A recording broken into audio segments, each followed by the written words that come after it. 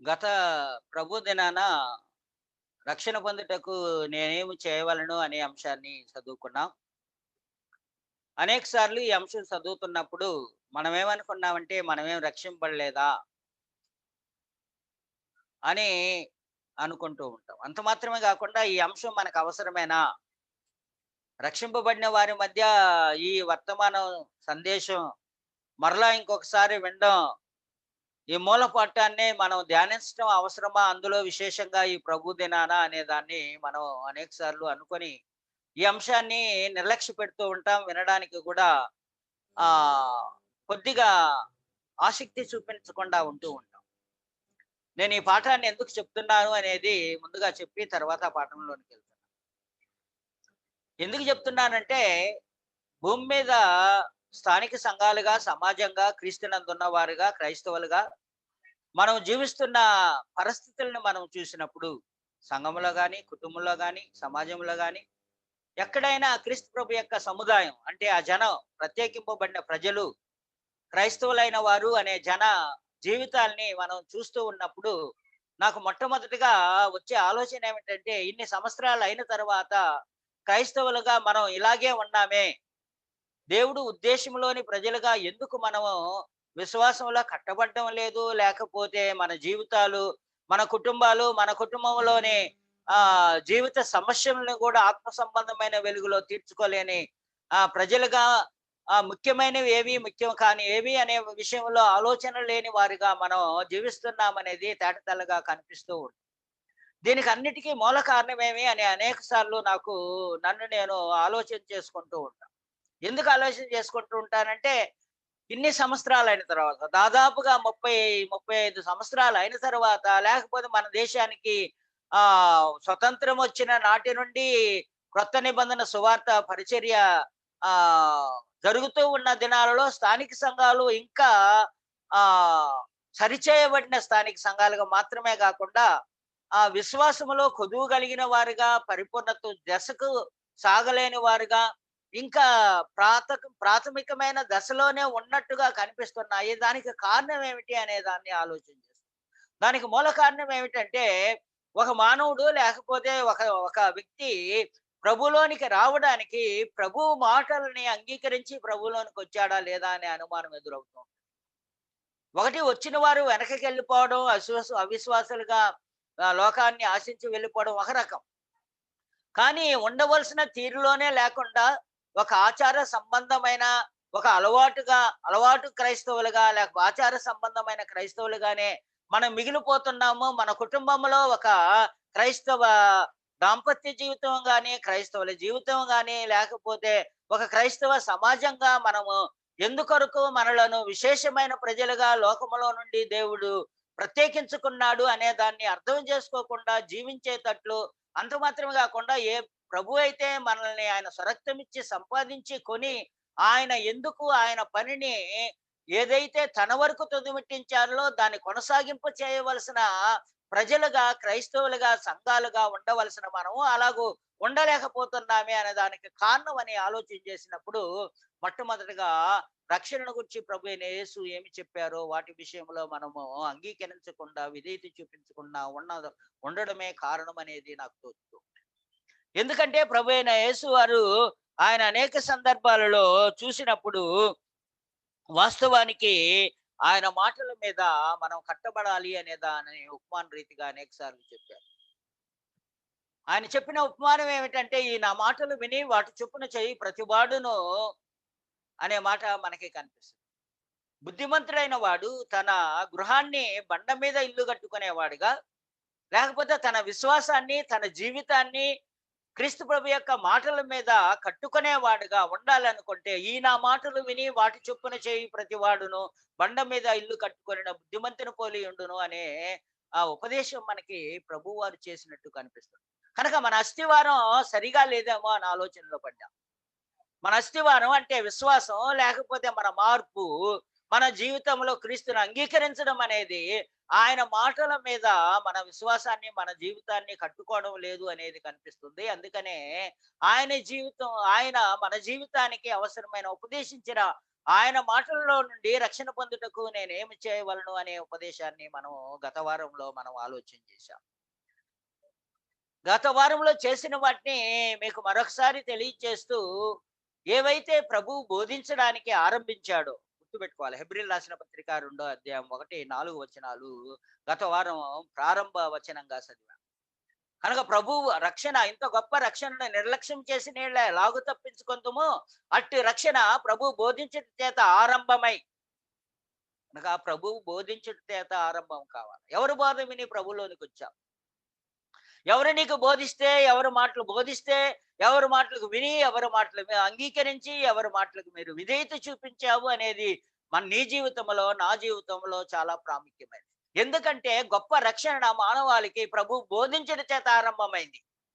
ఆయన 2000 సంవత్సరాల కాలము ఆయన వయసులో దాదాపుగా 30 నుంచి 33.5 సంవత్సర కాలపు పరిచర్య దినాలలో ఆయన ప్రకటించిన వర్తమానాన్ని మనం చూసినప్పుడు, ఆయన రక్షణ పొందడానికి ఏమి చేయవలను అనే మాటలు ఆయన మాటల్లో మనకి ఉపదేశింపబడ్డాయి.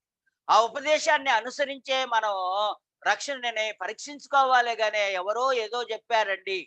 ఈ రోజుల్లో స్థానిక సంఘాలు ఎలాగ నడుస్తున్నాయంటే, నేను నలుగురిని పోగేయగలిగిన సామర్థ్యం ఉంటే నాకు చాలు. నేను పోగేసుకుంటా, నా ఇష్ట ప్రకారం ప్రజలు నడిపించుకుంటా.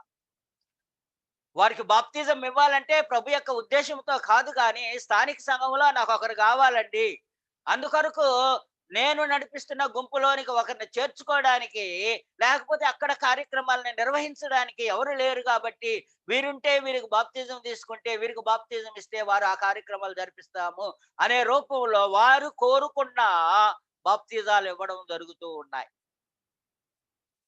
కనుక క్రీస్తు ప్రభు నందు పరిచర్య ధర్మములో ప్రభు యొక్క మాటలకు విధేయత చూపించేవాడుగా నడిపించే బాధ్యత మనది. నడిపించేవారం అంతే, నీళ్లు తాగించేవారం కాదు. వాస్తవానికి మనం చూసినప్పుడు అపోస్తుల పరిచర్యలో విధానాన్ని చూసినప్పుడు, నేను నాటితేనే అప్పల్లో నీరు పోసెను, వృద్ధి చేయువాడు దేవుడే. దేవుని వాక్యాన్ని, ప్రభు యొక్క మాటల్ని, రక్షణ ఆనందాన్ని అనుభవించడానికి మానవుడు ఏ మాటలైతే వినాలో వాటిని బోధించేవారుగా ఉండాలి. వాటిని బలవంతంగా చేయించేవారుగా ఉండకూడదు. కొన్ని ప్రాంతాలలో అయితే బలవంతంగా 100 రూపాయలు ఇచ్చి, లేకపోతే 1000 రూపాయలు ఇచ్చి బాప్తిజాలు ఇవ్వడం జరుగుతుంది. అది చాలా విచారకరమైన సంగతి వాస్తవానికి.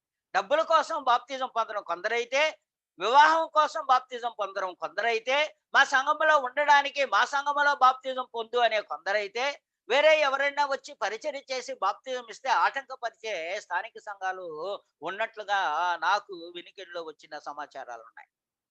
కనుక ఈ సందర్భంలో మనం ఈ ముఖ్యమైన అంశాన్ని ఎందుకు చదువుతున్నామంటే, ప్రభువు మాటలను అనుసరించి, ప్రభువు ఆదేశించిన మాటలను అనుసరించి, అపోస్తులు బోధించిన మాటలను అనుసరించి రక్షణ మన హృదయంలో పరివర్తన చెంది రక్షణ పొందామా లేదా అనేది చాలా ప్రాముఖ్యమైనది. అలా లేకపోతే ఎవరో ఒకరి మాటలకి గుచ్చబడి, లేకపోతే పురికొల్పబడి, లేకపోతే వారిని బలవంతంగా నెట్టి బాప్తిజం ట్యాంక్ దగ్గరికి తీసుకుని వెళ్ళి బాప్తిజం ఇచ్చే కార్యక్రమాలు జరుగుతూ ఉంటాయి.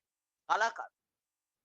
వాస్తవానికి ప్రభు యొక్క మాటల్లో మనం ఈ రెండో భాగంగా చూసే విషయం ఏమిటంటే, ప్రభు యొక్క మాటలో ఒక మానవుడు నిత్య జీవాన్ని స్వతంత్రించుకోవడానికి ఏమి చేయాలి, రక్షణ పొందుటకు ఏమి చేయాలి, లోకము పుట్టినది మొదలుకొని సిద్ధపరచబడిన దేవుని రాజ్యమును స్వతంత్రించుకోవడానికి యేసులు మాటలు ఏమై ఉన్నాయి అనేది మనం చదివాం గత వారం. దాన్ని కొన్ని మరలా జ్ఞాపకం చేసి మరలా ముందుకెళ్తున్నాం. మొట్టమొదటిగా గత వారములో నేర్చుకున్న పాఠం ఏమిటంటే, ప్రాధాన్యతలలో రాజభక్తిలో మార్పు కావాలి. నీ ప్రాధాన్యతలు, నా కుటుంబం ప్రాధాన్యత ఈ రోజుల్లో ఎంతవరకు దాకా వెళ్ళిందంటే, నా జీవనోపాధి కొరకు నేను పరిచర్య చేస్తాను అంటే, నా కుటుంబము కొరకు నేను పరిచర్య ప్రాముఖ్యంగా ఎంచుతాను. నా దేవుని కొరకు కాదు, నా ప్రభు యొక్క పరిచర్య ఆయన కొరకు కాదు ముఖ్యం. నాకు నా కుటుంబాన్ని పోషించుకోవడానికి నాకు ముఖ్యం. సంఘాలని నడిపించడం అంటే, సంఘాలని ఏర్పాటు చేసుకోవడం అంటే నా యొక్క స్వార్థపూరితమైన ఆలోచన కొరకే ఉంది కానీ, ఆయన ప్రధానుడిగా మన పరిచర్యలో లేకపోవడం అనేది చాలా విచారకరం. దీనికి మూల సూత్రం ఏమిటంటే, ప్రభులోనికి వచ్చిన వ్యక్తి, ప్రభు పక్షాన పరిచర్య చేసే వ్యక్తి తన జీవితంలో ప్రాధాన్యతలు ఏది తీసుకోవాలా అనేది తెలియక ప్రభులోనికి రావడం జరుగుతుంది. అక్కడ సరియైన తీర్మానం జరిగి ఉంటే ఇక్కడ సరియైన పరిచర్య జరగదు. అక్కడ సరియైన తీర్మానం జరగకపోతే ఇక్కడ సరియైన పరిచర్య జరగదు. పరిచర్య లోపానికి, భారతదేశంలో ఉన్న పరిచర్య లోపానికి కారణం ఏమిటంటే, దేవుడు మనలను ముఖ్యంగా ఎంచమన్నవేవి ముఖ్యం కాని వాటిగా ఎంచమన్నది. మొదటివేవి, రెండవవేవి, మూడవవేవి అనే ఒక క్లియారిటీ ఉంది. అంటే క్రమబద్ధమైన ప్రాముఖ్యతను సంతరించుకునేవన్నీ ఏవి ముఖ్యమైనవి మనకి? ఎవరికి మనం లోబడాలి? ఎవరి మాట వినాలి? అనేదాన్ని మొట్టమొదటిగా మత్తయి రాసిన సువార్త 19వ అధ్యాయం 29వ వచనంలో చూసాం. దాన్ని మరలా మరొక కోణంలో చూస్తాం. విని విశ్వాసముంచువాడు రక్షింపబడును. విని విశ్వాసముంచడం అంటే ఏమిటో అనే విషయాన్ని మనం ఆలోచన చేశాం. వాస్తవానికి ఆ భాగంలో విశ్వాసము విధేయతతో కూడిన విశ్వాసం. విని విశ్వాసం అంటే ఓ కేవలం వివేకముతో జ్ఞానానికి సంబంధించిన విషయాల్ని తెలుసుకోవడం వరకే మాత్రం కాదు. నాకు అనేక విషయాలు తెలుసండి. బైబిల్‌లో ఉన్న విషయాలు ఆదికాండము నుండి ప్రకటన గ్రంథం వరకు తెలుసు. నేను కంఠంతో చెప్పగలను. ఉండొచ్చు నీ సామర్థ్యం. అది మంచిదే. ప్రోత్సాహకరమైనదే. కానీ అది నిన్ను రక్షింపనేరదు. నీవు రక్షింపబడాలంటే బైబిల్ గ్రంథంలో ఉన్న విషయాల్ని తెలుసుకుంటే మాత్రమే చాలదు. వాటికి సంపూర్ణమైన అంగీకారం, విశ్వాసం, విధేయత అంటే రాజభక్తి, దేవుని మాటలు ఎలా అంటున్నాయి వాటికే నేను లోబడి ఉంటాను, ఇంకెవరికీ లేదు అనే తీర్మానం అంతరంగంలో ధృవీకరణ కావాలి. దాన్నే ఏమన్నానంటే విశ్వసించడం అంటే అంగీకరించడం, వినడం మాత్రమే కాదు, అంగీకరించడం, నమ్మకం ఉంచడం, విధేయత చూపించడం, కార్యరూపం ధరించడం అనేది మనము యోహాను రాసిన సువార్త 3:13-36 అబ్రహాం యొక్క జీవితంలో అబ్రహాము విశ్వాసం వలన నీతిమంతుడిగా ఎలాగూ తీర్చబడ్డాడు, అబ్రాహము వంటి విశ్వాసం గలవాడే నేడు కూడా నీతిమంతుడిగా తీర్చబడతాడు అనే విషయాన్ని చూశాం. దానికి అబ్రహాము విశ్వాసం ఒక మాదిరికరమైన విశ్వాసంగా, ఆ విశ్వాసములో దేవుని వాగ్దానాలని వినడం మాత్రమే కాకుండా తన శక్తిహీనుడైనప్పటికీ తన శరీరము ఆ వాగ్దాన ఫలాల్ని పొందడానికి బలహీనమైనప్పటికీ కూడా అవిశ్వాసం ఉంచక, సందేహింపక, బలమైన విశ్వాసముతో తన దాంపత్య జీవితాన్ని కలిగి ఆయన అబ్రహాము దేవుని వాగ్దానాలని పొందినవాడుగా, ఇసాకుని సంతానంగా పొందినవాడుగా ఉన్నాడు అనే విషయాన్ని తెలియజేశారు. నాలుగవదిగా మీరు మారు మనసు పొందని యెడల మీరు నశింతురు అనే విషయాన్ని మనం ఆలోచించాం. మారు మనసు అనేది చాలా ప్రాముఖ్యమైనది. నీ ఆలోచనలో మారు. ఒకప్పుడు లోకంలో ఉన్నప్పుడు ఏ విధంగా నేను ఆలోచిస్తున్నాను, ఇప్పుడు ఎలాగ ఆలోచిస్తున్నాను, అది రక్షణార్థమైన మానవ మనసుగా దుఃఖాన్ని పుట్టించేదిగా ఉండాలి అనేది 2 కొరింథీయులకు రాసిన పత్రిక 7వ అధ్యాయం 10వ వచనంలో చూశాం.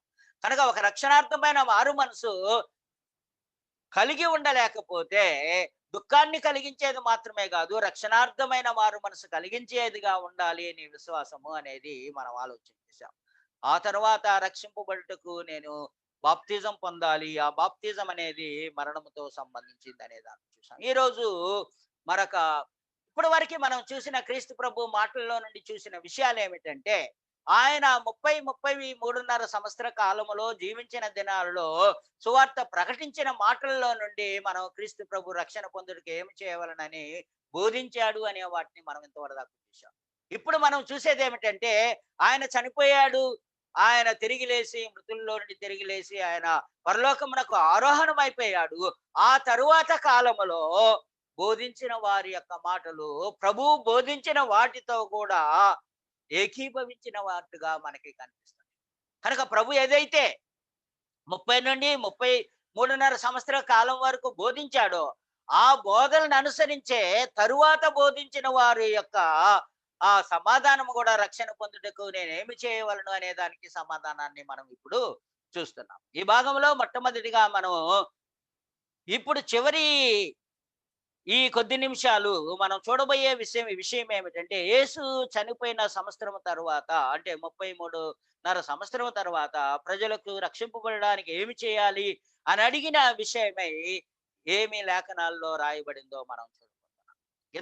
ఇంతకు మునుపు చూసిన విషయం ఏమిటంటే, ప్రభు ఏమి బోధించాడో మనం చూసాం. ఇప్పుడు ప్రభు బోధించిన వాటిని అనుసరించి వేటిని క్రీస్తు ప్రభు మరణం తరువాత బోధించారు. ఈ ప్రశ్నకి సమాధానంగా ప్రజలు రక్షింపబడటానికి ఏమి చేయాలి అని అడిగినప్పుడు వారు యేసు చెప్పిన మాటలకు అనుకూలంగా నిత్య జీవం పొందడానికి ఏమి చేయాలి అనే విషయాన్ని ఏమి చెప్పారు అనేది మనం కొద్దిగా ఈరోజు ప్రభు దినాన ధ్యానించి ఒకసారి మన యొక్క రక్షణని పరిశీలించుకొని ప్రభు మాటల్ని అలా లేకపోతే మొదటి శతాబ్దంలోని పరిచారకులు, క్రొత్త నిబంధన పరిచారకులు పరిచర్య చేసిన దినాలలో రక్షణ పొందుటకు నేనేమి చేయాలి అని చెప్పారో ఆ మాటలను గురించి మనం ఇప్పుడు చదవబోతున్నాం. మొట్టమొదటిగా అపొస్తలుల కార్యగ్రంథం, నాతో కూడా అపొస్తలుల కార్యగ్రంథం 26వ అధ్యాయము తెరవలసిందిగా మనం చేస్తున్నాం.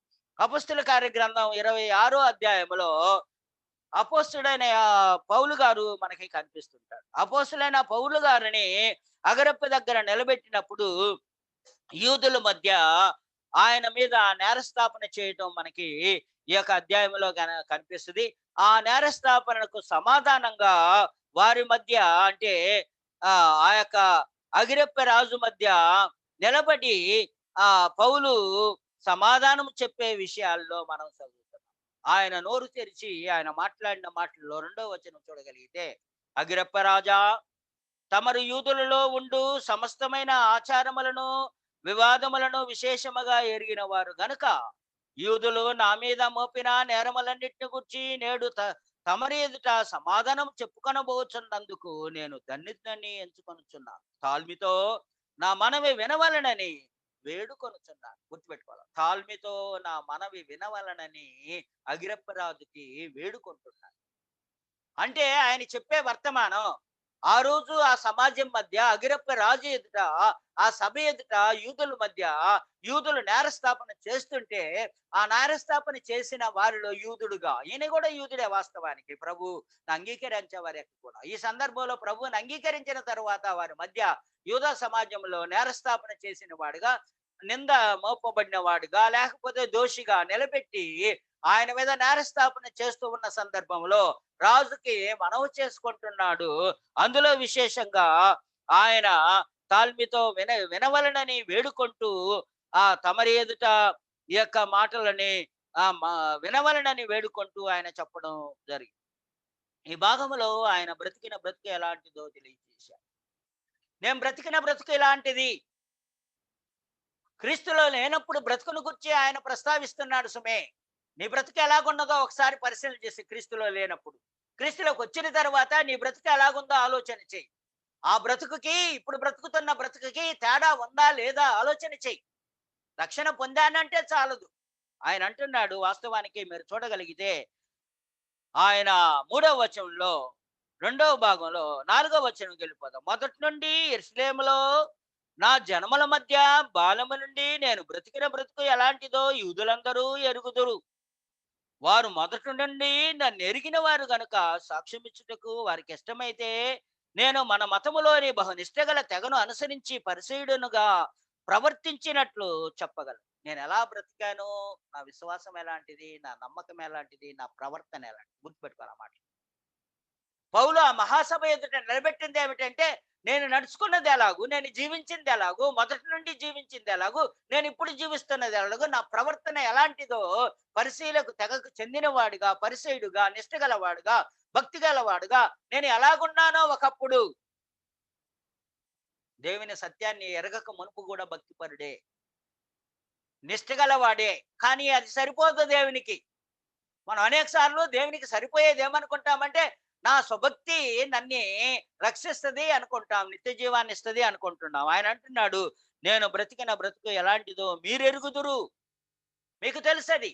నీ జీవితంలో ఉన్న భక్తి నలుగురికి తెలుస్తూ ఉంటుంది. పక్కింటోడికి తెలుస్తుంది, అక్కింటోడికి తెలుస్తుంది, నీతో జీవించే నీ భర్తకి తెలుస్తుంది, నీతో జీవిస్తే నీ భార్యకి తెలుస్తుంది, నీతో జీవిస్తే నీ పిల్లలకు తెలుస్తుంది, నీతో ఉన్న ప్రతి స్నేహితుడికి తెలుస్తుంది, నీవు కలుస్తున్న సమాజానికి తెలుస్తుంది, నీవు బ్రతుకుతున్న బ్రతుకు ఎలాంటిదో అనేది.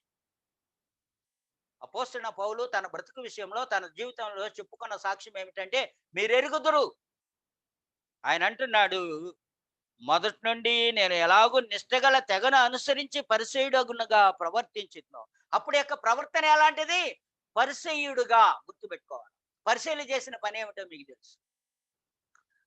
ప్రతి సున్నములోనూ, ప్రతి జీలకర్రలోనూ, ప్రతి ఉప్పులోనూ వారు చేసే ప్రతి దానిలో కూడా నిష్ఠ గలవారుగా, ధర్మశాస్త్రాన్ని అనుసరించేవారుగా, మేము ధర్మశాస్త్రమందు భక్తి గలవారిమి, శ్రేష్టమైన భక్తిని కలిగిన వారిని, మా ఇంటి భక్తి మరి ఇంకొన్న వారుగా ఉంటూ ఉంటారు. కానీ వారు సత్యాన్ని అనుసరించిన వారు కాదు. వారు ఎమోషన్ అనుసరించారు. మాకు గ్రంథం ఉంది, మాకు వాగ్దానం ఉంది, మాకు దేవుడున్నాడు.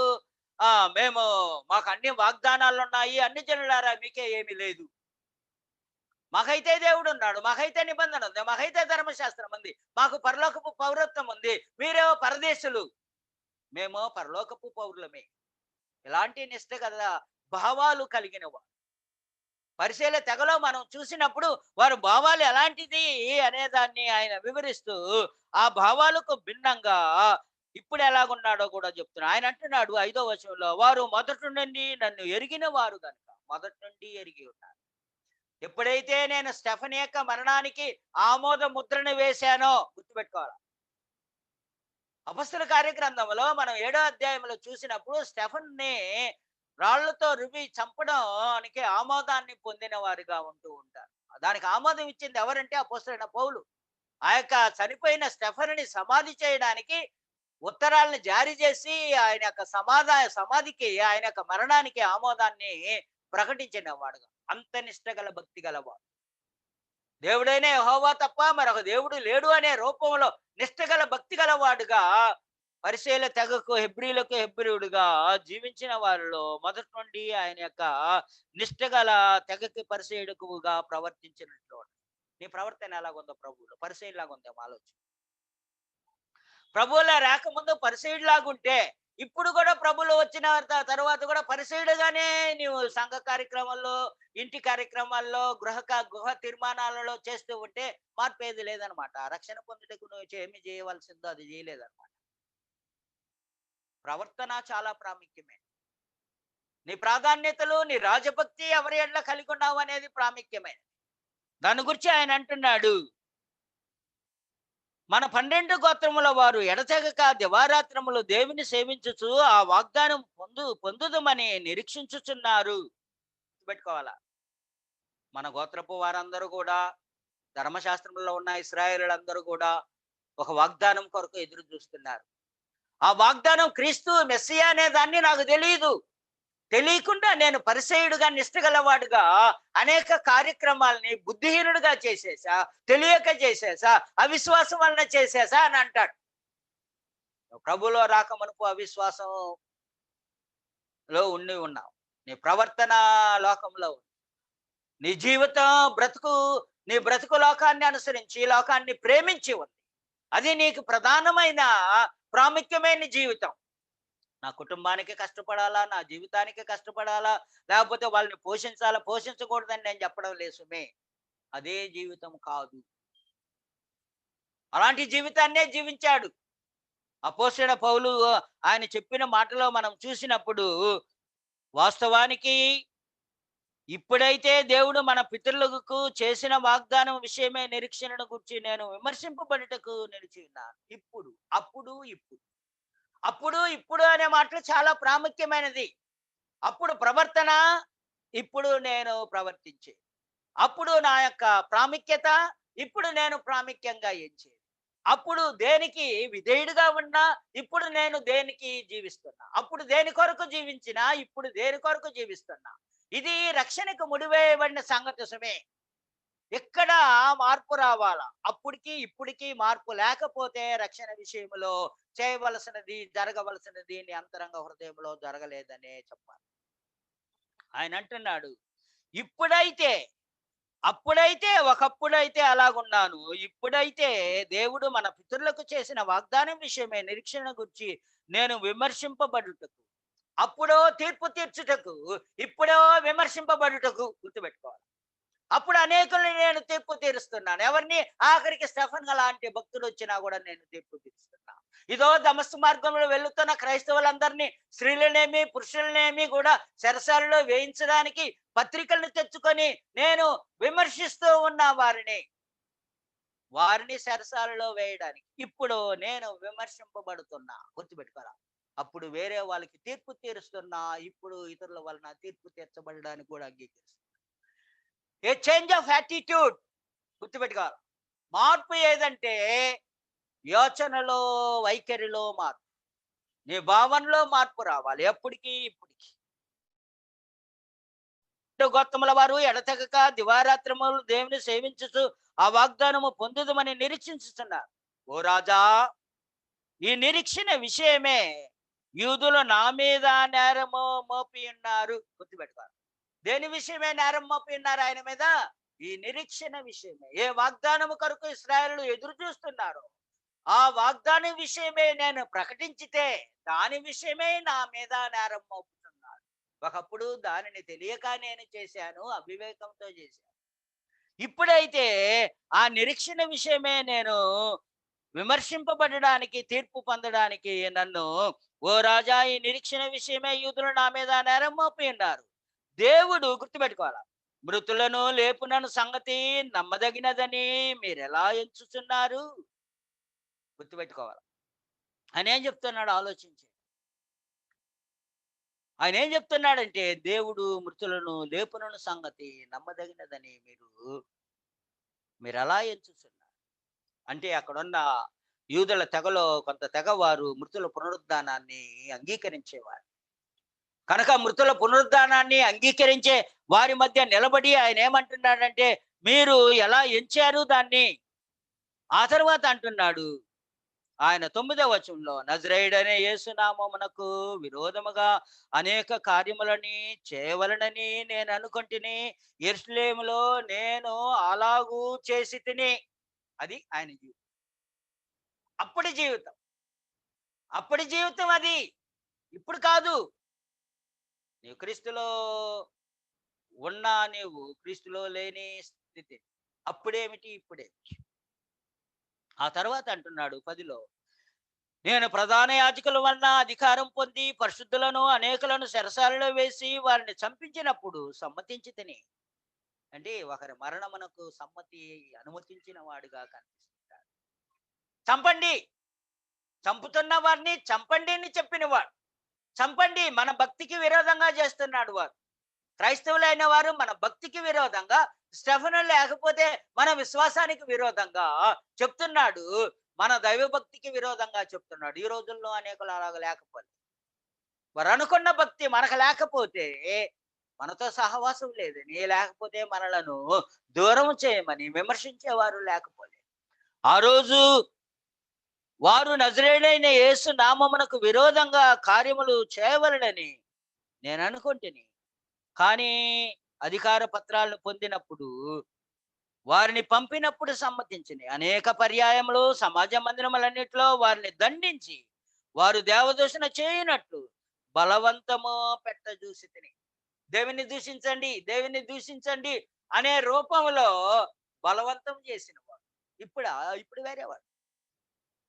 కానీ ఆయన నోటి నుండి రక్షణ పొందుటకు ఆయన ఏమి చేశాడో, ఆయన జీవితము యొక్క విధానాన్ని పరివర్తన చెందిన దానిని, అప్పుడు ఇప్పుడు అనే దాన్ని ఒక రాజ సమూహములో అగిరప్ప రాజు ఎదుట, యూదుల సమూహం ఎదుట రక్షణ పొందుటకు నేనేమి చేశాను? వాస్తవానికి నేనేమనుకున్నాను, నేను ఎలా జీవించాను, నేను ఎలా జీవించవలసిందో అలా జీవించకుండా ఉన్నాను, అందులో నుండి ఇప్పుడు ఇలా ఉండడానికి కారణం ఇది అనే విషయాన్ని ఆయన 18వ వచ్చేసరికి చెప్పబోనుకున్నాను. ఇప్పుడు ఆయన మనసులో ఆయన అంటున్నాడు, వారి మీద మిక్కిలి క్రోధము గలవాడిని ఇతరుల పట్టణములకు వెళ్ళి వారిని హింసించుచు. విమర్శించేవాడు, తన ప్రవర్తన బాగలే, వారిని చెరసాలలో ఉంచేవాడు, ఆయన వారిని దూషించేలా బలవంతం చేసేవాడు. అంత మాత్రమే కాకుండా హింసించుచూ ఉన్నవాడిగా, అందు నిమిత్తము నేను ప్రధానుల చేత అధికారమును ఆజ్ఞయు పొంది దమస్కనకు పోచుండగా రాజా మధ్యాహ్నమందు అనమాట. ఇది ఇది నా జీవితం. కానీ ఎప్పుడైతే నాకు దర్శనం కలిగిందో, క్రీస్తు ప్రభువు చేత నేను పిలువబడి బోధింపబడ్డానో, ఆ బోధింపబడి ఆ దర్శన దినమందు నా కన్నులు కూడా గుడ్డితనము కలిగి ప్రకాశమానమైన ప్రకాశము నాకు కనిపించినప్పుడు నేను గుడ్డివాడైపోయా. అక్కడి నుంచి నేను దేవుని యొక్క సెలవు చొప్పున నేను ముందుకు వెళ్ళాను అనే విషయాన్ని ఆయన 15వ వచనంలో, ఆయన 14, 15వ వచనంలో ఆయన ప్రభు యొక్క దర్శనాన్ని గురించి చెప్పడం జరిగింది. అక్కడ చెప్పే విషయాన్ని 14లో మీరు చూడగలిగితే, మేమందరము నేలపడ్డాము, ఆ ప్రకాశమైన ఆకాశము నుండి తేజస్సు కంటే మిక్కిలి ప్రకాశమైన యొక్క వెలుగు త్రోవలో ప్రకాశించుట చూసి. ఇది ప్రత్యక్షత కలిగిన వెలుగు. ఆయనకు ప్రత్యక్షమైన వెలుగు. ఈ వెలుగు అనే మాట చాలా ప్రాముఖ్యమైనది. దేవుని యొక్క ప్రత్యక్షత ఎలాగుందో నాకు తెలియదు కానీ సూచన. దేవుడు వెలుగై ఉన్నాడు అనే దానికి సూచన. దేవుడు వెలుగై ఉన్నాడు. ఆ వెలుగు మనలను వెలిగింప చేసే కార్యక్రమం. క్రీస్తు ప్రభువును గురించి యోహాను రాసిన సువార్త 1వ అధ్యాయంలో వెలుగు మన మధ్య ప్రకాశించుచుండెను అనే మాట కనిపిస్తుంది. కనుక ఆ వెలుగు నాకు కనిపించింది. ప్రకాశమైన వెలుగు నా జీవితాన్ని మార్చగలిగినది. వెలుగులో నడవడం, చీకటిలో నడవడం అనేది ఒక మార్పుకు చెందిన విషయం. చీకటిని అసహించుకునేది, వెలుగును ప్రేమించేది జరగాలి మార్పులు. చీకటి కార్యములను వదిలిపెట్టి వెలుగు కార్యములలో నడుచుకునేది కావాలి. అది అపోస్తలుడైన పౌలు జీవితంలో జరిగిన కార్యక్రమం. ఆయన అంటున్నాడు, నాకు ప్రకాశమైన వెలుగు ఆ యొక్క మధ్యాహ్నమందు నా చుట్టూ కూడా ఆకాశం నుండి సూర్య తేజస్సు కంటే మిక్కిలి ప్రకాశమైన ఒక వెలుగు త్రోవలో ప్రకాశించుచుండు చూచుతుని మేమందరము నేల పడితే. అప్పుడు సౌలా సౌలా నన్నెందుకు హింసించుచున్నావు, మునికలలకు ఎదురు తన్నుట నీకు కష్టమని హెబ్రీ భాషలో ఒక స్వరము నాతో పలుకుట వింటిని. అప్పుడు నేను కనుక సౌలుని ఆ ప్రభువు ప్రత్యక్షమై చెప్పిని, నీవు హింసించుచున్న క్రీస్తుని చెప్పినప్పుడు ఆయన నీవు హింసించుచున్న క్రీస్తుని అన్నప్పుడు, ప్రభువా నీవు ఎవడవని అడిగినప్పుడు, నీవు హింసించుచున్న యేసుని కనుక నీవు హింసించుతున్న యేసుని అని చెప్పినప్పుడు, నీవు నన్ను చూచి ఉన్న సంగతిని గుర్చి, నేను నీకు కనబడబోవు సంగతిని గుర్చి నిన్ను పరిచారకునిగా సాక్షినిగా నియమించుటకై కనబడి ఉన్నా. ఆయనకి కనబడడంలో ఒక ఉద్దేశం ఉంది. గుర్తుపెట్టుకోవాలి ఈ మాట. ఇది 16వ వచనంలో ఉన్న ప్రాముఖ్యమైన మాట. పౌలుకి ఎందుకు కనిపించాడంటే ఆయన ఒక మాట చెప్తున్నాడు. 3 ప్రాముఖ్యమైన పదాలు ఇక్కడ కనిపిస్తుంటది 16వ వచనంలో. నన్ను చూచి ఉన్న సంగతిని గుర్చి. ఎప్పుడు చూశాడా అని. వాస్తవానికి ఈయనని క్రీస్తు ప్రభువుని పౌలు వారు చూడడానికి సమాజ మందిరంలో అవకాశం ఉంది. సమాజ మందిరంలో కూడుకున్నప్పుడు యవనస్తుడిగా, లేకపోతే దాదాపుగా సమాన వయస్కుల కంటే తక్కువ వయసు, తక్కువ వయసు ఉన్నవాడిగా ఉన్నప్పటికీ కూడా ప్రభు యేసుని సమాజ మందిరంలో చూసే అవకాశం. ఇక్కడ ప్రత్యక్షంలో చూసిన విషయం కాదు చెప్పేది. అక్కడ నీవు నన్ను చూసి ఉన్న సంగతిని గుర్చి, నేను నీకు కనబడబోవు సంగతిని గుర్చి. నేను నీకు కనబడబోవు సంగతి. అప్పుడు ఇప్పుడు కనబడవు. కనుక నన్ను సమాజ మందిరంలో చూసి ఉంటావు, నా ఉపదేశాలను కూడా విని ఉంటావు.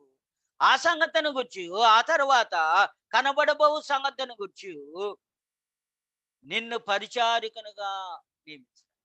కనుక దేనికి సాక్షి? నేను భూమి మీద ఉన్నప్పుడు సమాజ మందిరంలో కనిపించినప్పుడు ఏవైతే చూసావో వాటి విషయమే. ఆ తర్వాత నేను నిన్ను ప్రత్యక్షంగా పునరుద్ధరణైన తర్వాత నీకు కనబడబోవు సంగతిని గుర్చి నీకు సాక్ష్యం ఇచ్చుటకై నిన్ను నియమించుకొని ఉన్నాను. అక్కడ ఒక ప్రాముఖ్యమైన సంగతి మనకి కనిపిస్తుంది. నీవు లేచి నీ పాదములు మోపి నిలువుము, నేను ఈ ప్రజల వలన అన్ని జనుల వలన హాని కలగకుండా నిన్ను కాపాడేదను. గుర్తుపెట్టుకోవాల.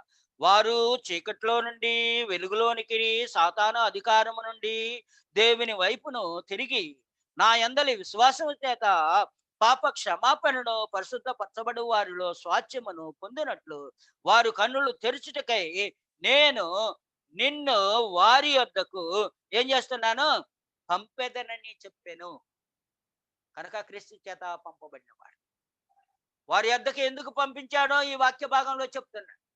చెప్పే వాక్య భాగంలో జాగ్రత్తగా మీ స్లైడ్లో చూడగలిగితే, చీకటిలో నుండి వెలుగులోనికి, సాతాను అధికారముల నుండి దేవుని వైపుకుని వారిని నా యందలి విశ్వాసము చేత పాప క్షమాపణను పరిశుద్ధపరచబడిన వారిలో స్వాస్థ్యాన్ని పొందువారుగా ఉండేలా. ఈ మాట గుర్తుపెట్టుకోవాలి.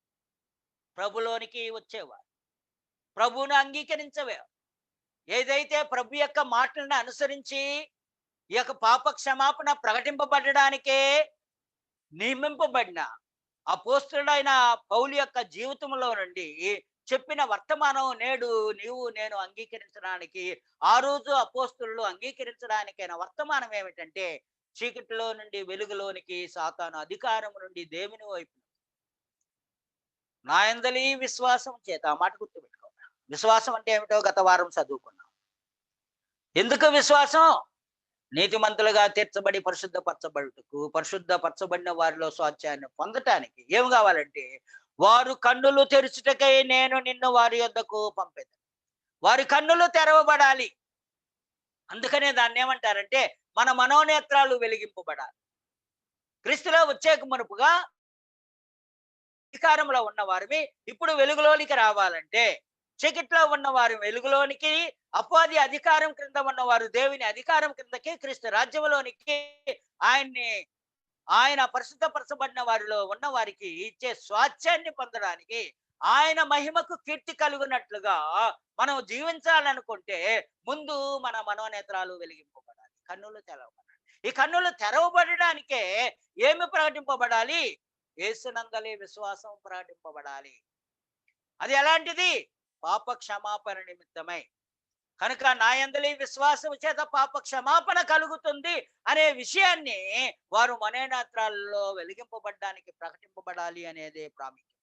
ఈ యొక్క వాక్య భాగంలో అపోస్తలుడైన పౌలు చెప్పేది ఏమిటంటే, చీకటిలో నుండి వెలుగులో నడుచునట్లు ప్రజలు కనులు తెరవబడినట్లు పాప క్షమాపణ ప్రకటింపబడి సాతాను యొక్క అధికారము నుండి మరొక అధికారంలోనికి, ఒక పరిధిలో నుండి మరొక పరిధిలోనికి, ఒక స్థితిలో నుండి మరొక స్థితిలోనికి, చీకటి నుండి వెలుగులోనికి రావాలని చెప్పుటకే ప్రజలకు దగ్గరికి పౌలు పంపించబడ్డాడు. ఈరోజు ఎందుకు ప్రజల దగ్గరికి సువార్త తీసుకొని వెళ్తున్నారో నాకు తెలియదు. ఈరోజు దేవుడు మమ్మల్ని పంపించాడండి సువార్త ప్రకటనకి, సువార్త పని చేయడానికి. ఎందుకు సువార్త ప్రకటన చేయాలనే సువార్థికునికి తెలిసి ఉండాలా. నీ దగ్గర మానవ అంతరంగ హృదయపు కన్నులు వెలిగింపబడడానికి క్రీస్తు యొక్క సువార్త నీ దగ్గర. కనుక క్రీస్తు సువార్త పంపబడ్డానికి, ప్రకటింపబడ్డానికి నేను పంపబడ్డాను. వారి యొద్దకు నేను నిన్ను పంపించుచున్నాను. ఎందుకంటే ప్రకటింపబడాలా. ఏం ప్రకటింపబడాలా? నా నామమందలి విశ్వాసము చేత పాప క్షమాపణ ప్రకటింపబడాలా. తందు విషయమై వారి కన్నులు వెలిగింపబడాలి. మీ పూర్వస్థితి ఎందో, ఇప్పుడు స్థితి ఎలా? మీరు వెలిగింపబడిన వారైతే పూర్వస్థితిలోనే ఉన్నారా? ఇంకా విమర్శ చేయవారుగా, ఇంకా విరోధ భావం గలవారుగా, ఇంకా నేరస్థాపన చేసేవారుగా, ఇంకా క్రీస్తుని సిలువ వేసేవారుగా మీరు బ్రతుకుతూ మేము రక్షింపబడ్డామంటే చాలదు సుమే. అపోస్తలుడైన పౌలు జీవితంలో ఆయన అప్పటి జీవితానికి ఇప్పుడు జీవితానికి తేడా చెప్పాడు. నేను అప్పుడు హింసకుడు, ఇప్పుడు నేను విమర్శింపబడుతున్నా, ఇప్పుడు నన్ను విరోధముగా నా మీద నేరస్థాపన చేస్తున్నాడు. అగ్రిప్ప రాజు ఎదుట నిలబడి చెప్పిన సాక్షార్థంలో ఆయన చెప్పిన ఉపదేశం ఏమిటంటే, అందుకొరకే పౌలా నీవు నియమింపబడ్డావు. వారు చీకట్లో నుండి వెలుగులోనికి, సాతాను అధికారంలో నుండి దేవుని వైపుకి తిరిగి నా యందలి విశ్వాసం చేత పాప క్షమాపణను పరిశుద్ధపరచబడిన వారిలో స్వాస్థ్యమును పొందినట్లు వారి కన్నులు తెరుచుటకై నేను నిన్ను వారి యొద్దకు పంపెదను. సంఘం ఏదైనా సంఘ సువార్థికులుగా నియమించుకోవాలన్నా, సంఘ సువార్థికులుగా లోకంలోనికి పంపించాలన్న ఉద్దేశమే ఉండాలి తెలుసా. క్రీస్తు యొక్క సువార్త వలన, క్రీస్తు యొక్క మాటల వలన మనోనేత్రాలు, మానవుల కన్నులు వెలిగింపబడడానికి పంపబడాలి. ఈ రోజుల్లో సెల్ఫ్ సైల్డ్ స్ప్రీచర్స్ చాలా మంది ఉన్నారు. అంటే ఎవరి చేత పంపబడినప్పటికీ కూడా తమంతట తామే 2 లేఖనాలు తెలుసని ఉద్దేశం తెలియకుండా పరిచర్యలోనికి దిగిపోయే పరిచారకులు అనేకులు ఉన్నారు. సంఘాలు కూడా ఎవరో ఒకరు మాకు నడిపించేవారు, గత్యంతరం లేదు కాబట్టి ఎవరో ఒకరు మమ్మల్ని నడిపిస్తే పర్వాలేదే అనుకునే పరిస్థితి. అలాంటిది కాదు పరిచర్య ధర్మం. అపోస్తులైన పరిచర్య చేసే పరిచర్య విధానం ఏంటి? అపోస్తులుడైన పౌలు అంటున్నాడు, వారి యొద్దకు పౌలా నిన్ను పంపుతున్నానని. అననీయ నువ్వు చెప్పు. అననీయ దగ్గరికి వెళ్ళినప్పుడు ఈయనను అంగీకరించడం లేదు వాస్తవానికి. కనుక రక్షణ పొందడానికి ప్రాధాన్యత లేదు. అప్పుడేమి ఇప్పుడేమి, అప్పుడేమి ఇప్పుడేమి. చీకటి అపవాది, లేకపోతే చీకటి వెలుగు, లేకపోతే సాతాను అధికారం, దేవుని అధికారం. ఈ 2 మధ్య వెలిగింపబడిన తీర్మానం చేయగలిగిన వారుగా ఉండాలి. అప్పుడే పాప క్షమాపణ దొరుకుతుంది. ప్రాధాన్యతలు అన్నారు దాన్ని. ప్రాధాన్యతలు రాజుపతి. నాకు ముఖ్యమైనది లోకం, లోకంలో ఉన్నవన్నీ నాయి కావాలి అనేది ముఖ్యం. లోకంలో నా అన్నదమ్ములు ముఖ్యం, నా అక్క చెల్లెండ్రు ముఖ్యం, లేకపోతే నా ప్రాణం ముఖ్యం, లేకపోతే నా భార్య ముఖ్యం. దేవుడి కంటే, క్రీస్తు కంటే, సంఘం కంటే. సంఘం ఎట్టపాడైనా పోయాలా, నా యొక్క కుటుంబం బాగుండాలి. దేవుని పని ఎలాగ పాడైనా పర్వాలా, పాడు చేసినా పర్వాలా, దాని వలన నేను నా కుటుంబం బాగుండాలి. అలాంటిది కాదు సున్ని. ప్రాధాన్యతలు అంటారు, వాటినే ప్రాముఖ్యమైనది ఏవి అంటారు. నువ్వు దేన్ని ప్రేమిస్తున్నావు ఎక్కువగా? ఎవరికి భక్తిగా ఉన్నావు? ప్రజలకు భక్తిగా ఉన్నావు. ప్రజల యెడల రాజభక్తిని చూపించావు. ప్రజలకి విధేయులై ఉండడం. ప్రజలు చెప్పిన దాన్ని నేను చేస్తూ ఉంటే వారు నన్ను గౌరవిస్తుంటారు. ప్రజలకి కావలసిన వాటిని నేను చేస్తూ ఉంటే నాకు గౌరవం ఉంటది అనే రాజభక్తి కలిగిన నీతిని అనుసరిస్తూ ఉంటాం. దేవుని రాజ్యపు నీతి అలాంటిది కాదు సుమి. రెండవది, అపోస్తలుడైన అపొస్తలుల కార్యగ్రంథంలో మనం చూసినప్పుడు మరొక ఆ ఆ విషయాన్ని మనం చూస్తున్నాం. ప్రాధాన్యతలనే వారు కూడా ఆ రోజుల్లో ప్రకటించారు అనేది, అలాగ బడుటకే నియమింపబడ్డారనేది మనకి పౌలు యొక్క జీవితంలో కనిపిస్తుంది.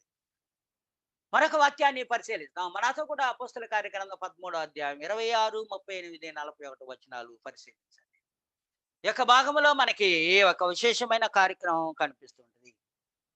అపొస్తలుల కార్యగ్రంథం 13వ అధ్యాయంలో మీరు ఆ యొక్క వాక్యాన్ని దీర్ఘంగా మొదటి నుంచి కూడా చదవడానికి ప్రయత్నించండి. నేను ఇక్కడ వాస్తవానికి దేవుడు తన వాగ్దానాన్ని ఇశ్రాయేలులకు ఇచ్చినప్పుడు రక్షకుడు యేసు పుట్టించాడు అనే విషయాన్ని, అనేకమైన సంగతుల్ని అపొస్తలుల కార్యగ్రంథం 13వ అధ్యాయంలో పౌలు అతనితో కూడా ఉన్నవారు బయలుదేరి చెప్తున్న మాటలు మనకి కనిపిస్తుంటాయి. మీరు వాస్తవానికి 13వ అధ్యాయం 13వ వచనం నుంచి 41వ వచనం వరకు కూడా ఇంటికి వెళ్ళిన తర్వాత చదవండి. నేను అక్కడక్కడ విషయాల్ని చెప్పి ముందుకెళ్ళిపోతా.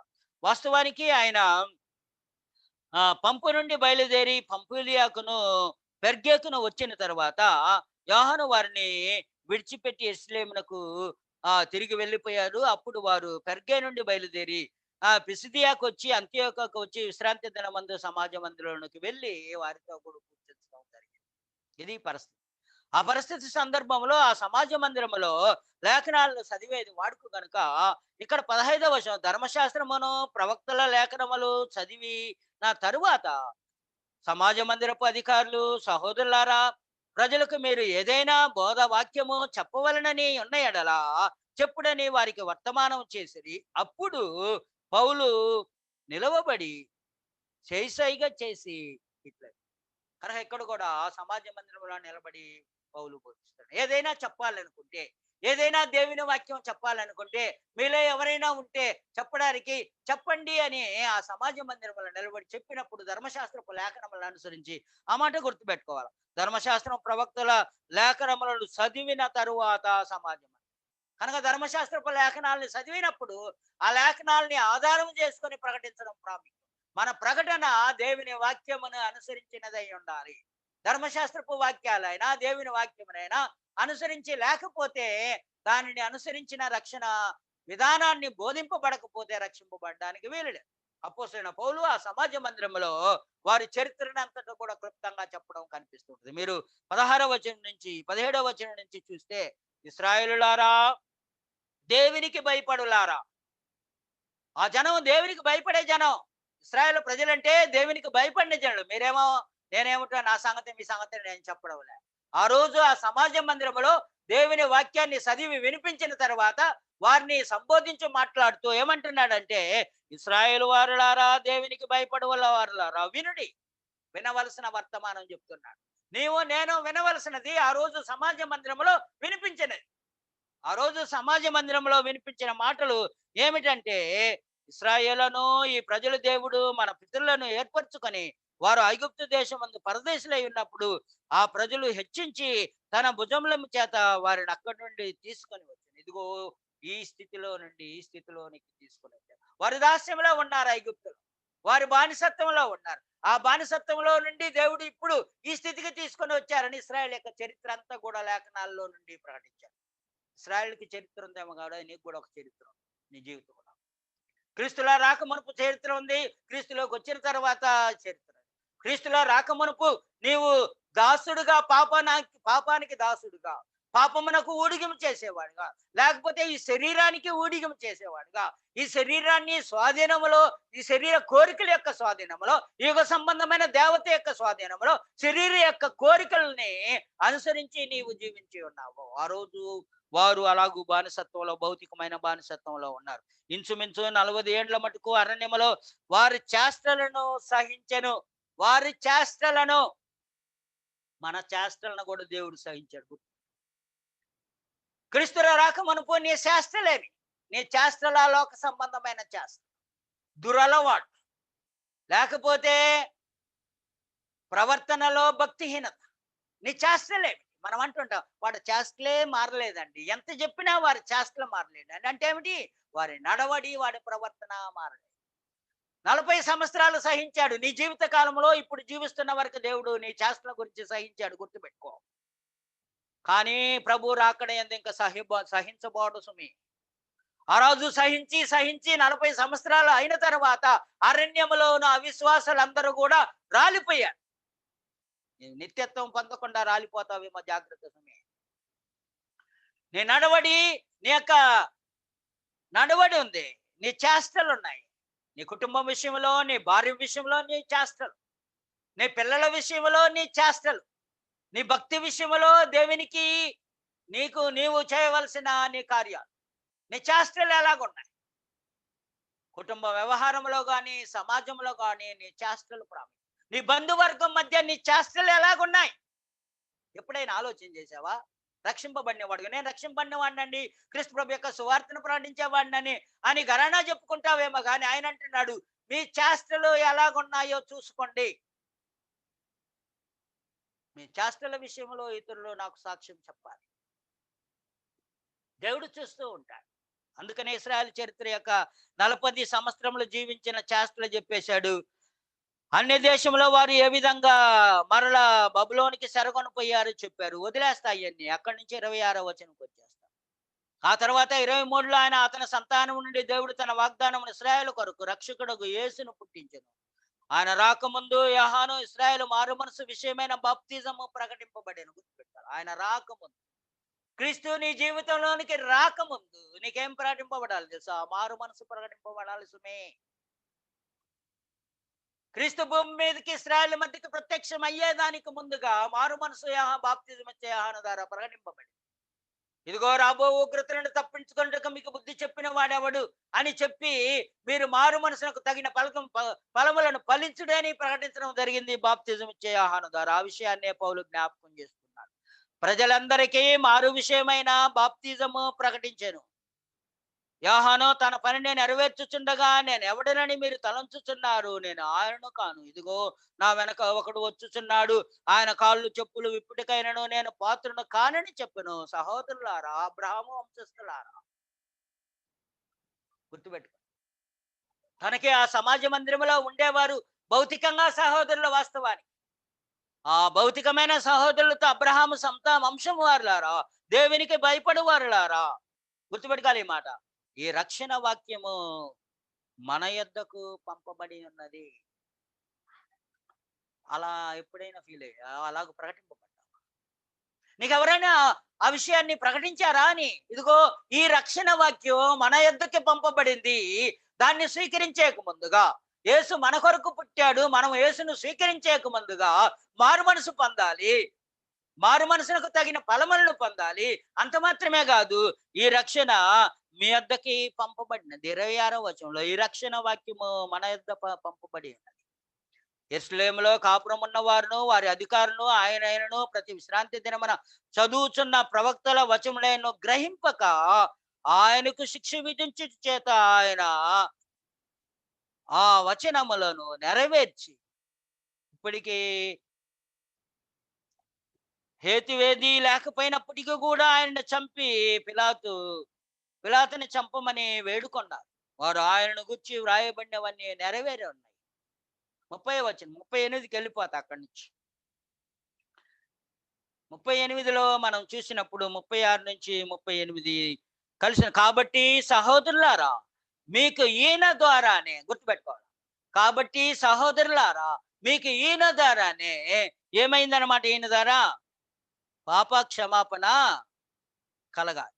అంత మాత్రమే కాదు, ఆయన అంటున్నాడు, మీకు ఈయన ద్వారానే పాప క్షమాపణ ప్రచురమగుచున్నదనియు మీరు మోషే ధర్మశాస్త్రం వలన ఏ విషయంలో నీతిమంతులుగా తీర్చబడలేకపోతారో ఆ విషయములన్నిటినీ విశ్వసించు ప్రతివాడును ఈయన వలననే నీతిమంతులుగా తీర్చబడినని మీకు తెలియనుగాక.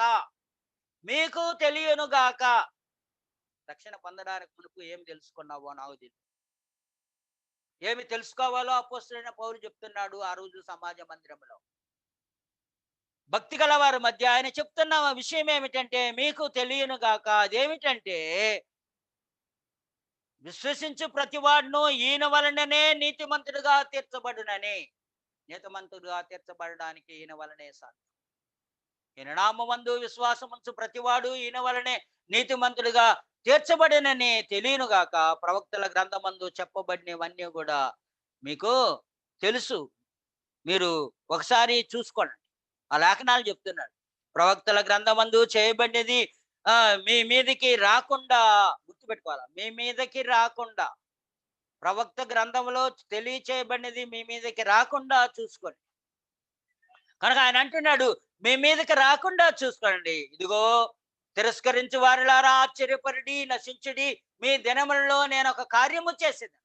ఆ కార్యము ఒకడు మీకు వివరించినను. మీ మీరెంత మాత్రమును నమ్మరు. దేవుడు అంటున్నాడు, నేను ఒక కార్యాన్ని చేస్తాను. ఇదిగో కన్యక గర్భవతి కుమారుని కనును, ఆయనకి ఇమానుయేలు అని పేరు పెట్టుదురు. ఆయన తన ప్రజలను వారి పాపంలో నుండి రక్షించుకొనును అనే విషయాన్ని తెలియచేసినప్పటికీ కూడా ఎవరు కూడా నమ్మలేదు. కనుక మీరు తెలుసుకోనవలసింది ఏమిటంటే, విశ్వసించే ప్రతివాడు ఈయన వలనే రక్షించు. కనుక నీతిమంతులుగా తీర్చబడడానికి దేవుని వాక్యమును క్రీస్తు మాటలను విని విశ్వసించాలి. అదే ప్రకటించాడు అపోస్తలుడు పౌలు. మూడవదిగా అపొస్తలుల కార్యగ్రంథం 10వ అధ్యాయం 10వ అధ్యాయము 43వ వచనం. 10వ అధ్యాయం 43వ వచనంలో మనకున్న వాక్య భాగం ఇది. టైం లేదు కాబట్టి క్లుప్తంగా ముగించడానికి ప్రయత్నిస్తా. ఈ యొక్క పాయింట్ అయిన తర్వాత ఆయన అపొస్తలుల కార్యగ్రంథం 10వ అధ్యాయం 43వ వచనం మీకు తెలుసు. మీరు 10వ అధ్యాయం పూర్తిగా చదవండి. కొర్నేలి ఇంటి వారు స్నేహితులతో కూడా కాసుకొని ఉండడం, పేతురుని పిలిపించుకోవడం, పరిశుద్ధాత్మ ప్రేరేపణ వలన వారిని నడిపింపబడిన వారు ఏమి వినవలనో వాటికి పేతురుని పిలిపించుకోవడం జరిగింది. ఈ కొర్నేలి యొక్క జీవితం మీకు అందరికీ తెలుసు. వాటిని నేను చెప్పబోనుకోవడం లేదు. 10వ అధ్యాయంలో మీరు చూసినప్పుడు ఆయన ఎలాంటి అధికారో, ఎలాంటి ప్రార్థనాపరుడో, ఎలాంటి భక్తిపరుడో, దేవుని సన్నిధానానికి జ్ఞాపకార్థంగా ఆయన ప్రార్థనలు చేరుతూ ఉన్నాయి. ఆయన ఇంటిలో ఉన్నప్పటికీ కూడా ఆయన అన్న మాట మనం చూసినప్పుడు, ఇదిగో మేమందరము దేవుని ఎదుట ఇక్కడ కూడి ఉన్నామని చెప్పిన వాడుగా కనిపిస్తున్నాడు. అప్పుడు పేతురు నోరు తెరిచి మాట్లాడడానికి పూనుకున్నాడు. నోరు తెరిచి మాట్లాడిన విషయంలో మనం చూసినప్పుడు, క్రీస్తు అందరికీ ప్రభువు, ఆయన ద్వారా దేవుడు సమాధానకరమైన సువార్తను ప్రకటించిన ఇశ్రాయేలులకు పంపిన వర్తమానము మీరెరుగుదు.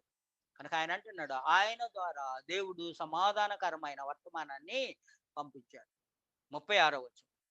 ఆ తర్వాత మనం చూసినప్పుడు 42వ వచనంలో, ఇదిగాక దేవుడు సజీవులకును మృతులకును న్యాయాధిపతిగా నియమించి ఉన్నాడు. ఈయనే అని ప్రజలకు ప్రకటించి, గుర్తుపెట్టుకోవాలి, ఈయనే అని ప్రజలకు ఏం ప్రకటించాలి?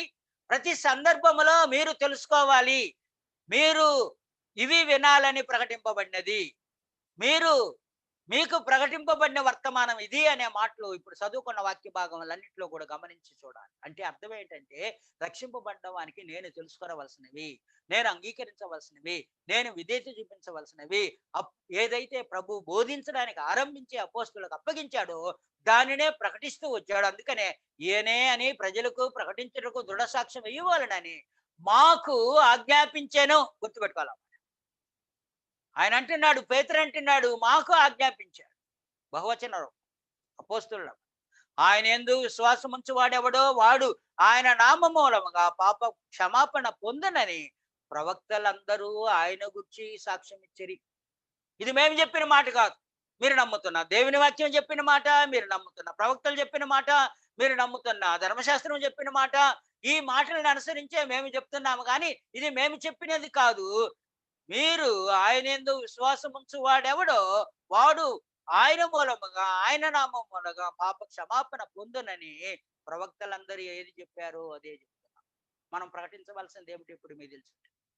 నువ్వు సువార్థికుడు అయితే, నువ్వు సంఘాన్ని నడిపించేవాడు అయితే, ప్రకటించేది ఏది ప్రకటించాలా, ఏమి ప్రకటించాలా అనేది ప్రభు బోధించు చేత ఆరంభమే అపోస్తలుల చేత దృఢపరచబడినది.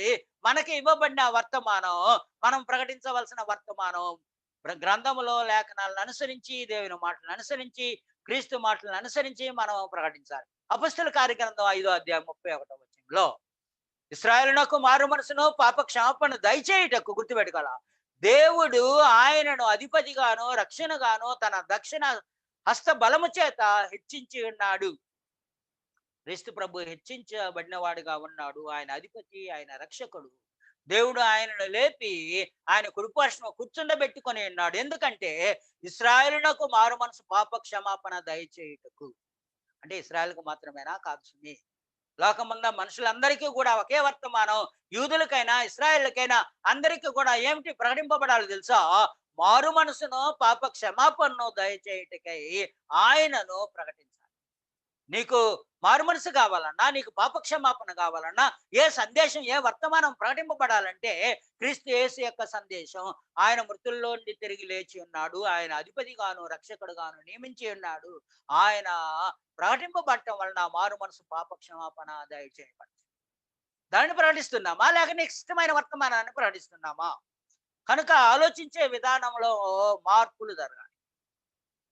విశ్వాసపు విషయంలో, ప్రకటన విషయంలో, బోధన అంగీకరించే విషయంలో, సత్యాన్ని తెలుసుకునే విషయంలో, సత్యానికి సమర్పించుకునే విషయంలో మార్పులు జరగకుండా, ఆలోచించే విధానం మార్చుకోకుండా జరగదు. అందుకనే పేతురు ఆ పెంతెకొస్తు దినము పండుగ దినమందు అపొస్తలుల కార్యగ్రంథం 2వ అధ్యాయం 38వ వచనంలో పేతురు లేచి నిలబడి ఆ ఇశ్రాయేలుకు ప్రకటించింది ఏమిటంటే, మీరు మారు మనసు పొంది పాప క్షమాపణ నిమిత్తం ప్రతివాడు యేసుక్రీస్తు నామమున బాప్తిజం పొందిడి, అప్పుడు మీరు పరిశుద్ధాత్మను వరమును పొందుదు. కనుక మీరు మారు మనసు పొంది పాప క్షమాపణ నిమిత్తము బాప్తిజం అనేది నీటిలోనికి కేవలం వెళ్ళడం కాదు. రక్షణ పొందుటకు నేనేమి చేయవాలని అడిగితే, నాకు ఎంత కష్టమైనప్పటికీ కూడా ఈ భాగంలో నాకు ఒక విశేషమైన ఒక పుస్తకం పాత నిబంధన గ్రంథంలో కనిపిస్తుంటుంది. ఆ పాత నిబంధన గ్రంథములోని మూల వాక్యమే క్రొత్త నిబంధనకి వాస్తవానికి ఆధారంగా ఉంటుంది. నీతిమంతుడు విశ్వాస మూలముగా జీవించును అనే మాట మనకి అక్కడ కనిపిస్తుంది. ఆ యొక్క భాగంలో నీతిమంతుడు విశ్వాస మూలముగా నా బ్రతుకును, ఎలాంటి విశ్వాసం నీతిమంతుడు బ్రతకడానికైనా విశ్వాసం ఎలాంటిదే అని అడిగితే ఆయన చెప్తాడు వాస్తవం. ఆ యొక్క మాటల్లో మనం నాకెంత కష్టమైన ప్రభు కార్యం, దేవుని రాజ్యం అన్నిటికంటే ముఖ్యమైనది. ప్రభువుకి విధేయుడై జీవించడమే ముఖ్యమైనది నాకు అన్నిటికంటే. ఆయన ఎడల రాజభక్తి కలిగి ఉంటాను. ఆయనే నాకు ప్రాముఖ్యం. నా జీవితం అంతట్లో, నా నిర్ణయాలు అన్నిట్లో నేను అలాంటి మనసుని మార్చుకున్న వాడే. నా ప్రాధాన్యతలు ముఖ్యమైన వాటిని ఆయనే ముఖ్యము, ఆయన సంఘం ముఖ్యము, క్రీస్తు ముఖ్యము అనే దాన్ని జీవించడం చాలా ప్రాముఖ్యం. అంత ఎంత కష్టమైనప్పటికీ ముగింపుగా ఈ భాగంలో మనం చూసినప్పుడు నీతిమంతుడు విశ్వాస మూలముగా జీవించననేది హబక్కూకు 2వ అధ్యాయం 4వ వచనంలో, వారు యథార్థపరులు కాక తమలో తాము అతిశయపడుదురు, అయితే నీతిమంతుడు విశ్వాస మూలముగా బ్రతుకును. కనుక నీతిమంతుడు విశ్వాస మూలముగా బ్రతుకుడు. ఎలాంటి బ్రతుకు బ్రతికేది, ఆయన ఎలాంటి బ్రతుకు బ్రతకాలో ఒక వచనాన్ని 3వ అధ్యాయం హబక్కూకు గ్రంథము నాతో కూడా 3వ అధ్యాయం 17, 19 ముగింపు మాటలు నేను చూడాలి. ఆయన అంటున్నాడు, విశ్వాసి ఎలాగుంటాడో నేను వినగా జనముల మీదకి వచ్చువారు సమీపించే వరకు నేను ఊరుకొని శ్రమ నొందిన వరకు కనిపెట్టవలసి ఉన్నది. నా అంతరంగము కలవరపడుచున్నది, ఆ శబ్దము నా పెదవులు కదులుచున్నది, నా ఎముకలు కుళ్ళిపోవచ్చున్నవి, నా కాళ్ళు వణుకుచున్నవి. 17వ వచనం జాగ్రత్తగా చూడాలి. విశ్వాసం ఎలాగుంటుందో, నా కష్టం ఎంతైనా, నా నష్టం ఎంతైనా దేవుని వెంబడించడంలో, రక్షణని అనుభవించడంలో, క్రీస్తు ప్రభుని నా జీవితంలోనికి స్వీకరించి విధేయుడై జీవించే తీర్మానంలో నా కష్టం ఎంతైనప్పటికీ ఏమేమిటే కష్టం చెప్తున్నాడు. అంజూరపు చెట్లు పూయకుండినను, ద్రాక్ష చెట్లు ఫలింపకపోయినను, ఒలివ చెట్లు కాపలేకపోయిండినను, చేనులోని పైరు పంటకు రాకపోయినను, గొర్రెల్ని దొడ్డిలో లేకపోయినను, సాలలో పశువులు లేకపోయినను, గుర్తుపెట్టదు, నేను యెహోవానందు ఆనందించెదను, నా రక్షణకర్త అయినా నా దేవుని యందు నేను సంతోషించెదను. ప్రభువు యెహోవాయే నాకు బలము, ఆయన నా కాళ్ళు లేడి కాళ్ళు వలె చేయును, ఉన్నత స్థలం మీద ఆయన నన్ను నడవజేయును. ఈ మాట గుర్తుపెట్టుకోవాలి. ఇది చాలా ప్రాముఖ్యమైనది. ఆ వచనంలో మనం చూసినప్పుడు అంజూరపు చెట్లు పూయకపోయినా, ద్రాక్ష పండ్లు ఫలించకపోయినా, ఏవి లేకపోయినా ప్రభు యెహోవాయే నా బలము, నా కాళ్ళును లేడి కాళ్ళు వలె చేయును, ఉన్నత స్థలం మీద ఆయన నడవజేయును. నన్ను నడిపించేవాడు ఆయన, నా ఆశ్రయదుర్గం ఆయన, నేను ఆయన యందు సంతోషిస్తాను అనే జీవితాన్ని కలిగి ఉండడం చాలా ప్రాముఖ్యం. ఆ జీవితం లేకపోతే నేను అడిగే ప్రశ్న ఉంది. ఎంత కష్టమైనా, నా ప్రాధాన్యతలు ఏమైనా, ఎంత ఇబ్బందైనా నేను ఎవరి యెడల రాజభక్తి కలిగి ఉన్నాను అనేది నా ప్రాధాన్యతలో నా రాజభక్తి. వేటి యందు, ఎవరి యందు, పైనున్న వాటి యందా, భూసంబంధమైన వాటి యందా, వేటి యందు అనమాట. అదేలాగు నేను ఆలోచించే విధానం యేసు కోసం మార్చుకునే దశకొచ్చాను. ప్రభువులోకి రాకమునుపు నా ఆలోచనలో మార్పొచ్చాను. ఆ దశకొచ్చిన తర్వాతనే నేను బాప్తిజం దగ్గరికెళ్ళాను. నేను విశ్వసించాను, అంగీకరించాను, విన్నాను, నమ్మాను అంటే నా రాజభక్తి నూతన జీవం పొందిన వారుగా నడుచుకున్నట్లు మనం బాప్తిజం వలన మరణములో పాలు పొందుటకై ఆయనతో కూడా పాతిపెట్టబడి లేపబడి అలాగూ లేపబడిన వారే రక్షణ పొందడానికి అవకాశం ఉండదు కనుక రక్షింపబడుటకు నేను ఏమి చేయవలననేది అంతర్గతీకరణమైన కావాలి. అంటే ఇంటర్నలైజ్డ్ అంటే నీ హృదయంలో, నీ జీవితంలో పరివర్తన కలిగించినదై, మార్పు చెందినదే రక్షణ దగ్గరికి నడిపించడం జరగాలి. అలాగూ జరగకుండా పైకి జరిగిన యెడల రక్షణ పొందావో లేదో ఈరోజు నీవు పరిశీలించుకునే ప్రభు మాటలను అనుసరించి, అపోస్తుల యొక్క బోధన అనుసరించి, అపోస్తులు ఆ రోజు ప్రకటించిన దానిని అనుసరించి నా ప్రాధాన్యత, నా భక్తి, నా ఆలోచన విధానం మార్పు, నేను నూతన జీవము పొందినట్లు నడుచుకునేలా మార్పు చెందిన వాడుగాను ఈ యొక్క విషయాన్ని మనం గ్రహించినప్పుడు మాత్రమే మనము రక్షింపబడ్డానికి అవకాశం ఉంది. లేకపోతే పునరాలోచించి మనము మన జీవితాల్ని మార్చుకోవాల్సిందిగా ప్రభు పేరిట మనం చేస్తూ